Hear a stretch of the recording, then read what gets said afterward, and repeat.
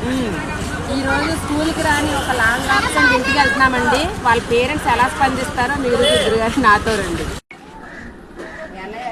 ఏంటంటే పప్పు తింటున్నావా? ఇప్పుడు తినలేదా? స్కూల్కి వెళ్తున్నావా? నువ్వు మీ అన్నయ్యలా మానేస్తున్నావా? స్కూల్కి వెళ్తున్నావా? మీ అన్నయ్య లోపల ఉన్నాడా?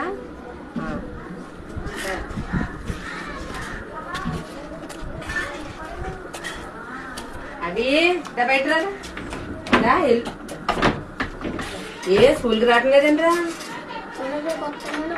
ఈరోజు ఏమైంది? ఈరోజు ఏమైందిరా? అమ్మ లేదా? మీ నాన్న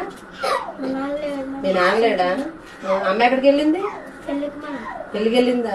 స్కూల్కి వచ్చావు నువ్వు? కానీ ఒక పూట అన్నారా?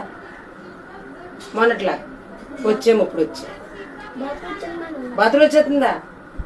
అలా ఏంటి? మీకు పెద్దలు ఎవరు లేరు ఇంట్లో? పర్లేదురా, నేనే ఒక పూట వచ్చి మధ్యాహ్నం తీసి మానద్దు కానీ వస్తావా? నమ్మనా? నిజంగా ప్రామిస్ చెయ్యి.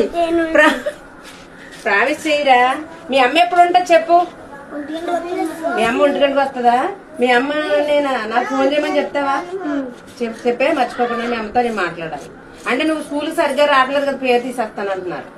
పేరు తీసేసి మీకు తీసి ఇచ్చేస్తారట. ఎందుకురా నువ్వు అలా మానేస్తే ఏ ఉపయోగం చెప్పు? రోజు స్కూల్కి వచ్చావనుకో, నీకు తల్లికి వందనం పడుతుందా? 15,000 చక్కగా మీ ఇంటికి ఎంతో కొంత ఉపయోగపడుతుంది కదా. చెప్తావా అమ్మకి? నేను మళ్ళీ రేపు వస్తాను. అమ్మని మాత్రం ఫోన్ చేయమని చెప్పు, ఓకేనా?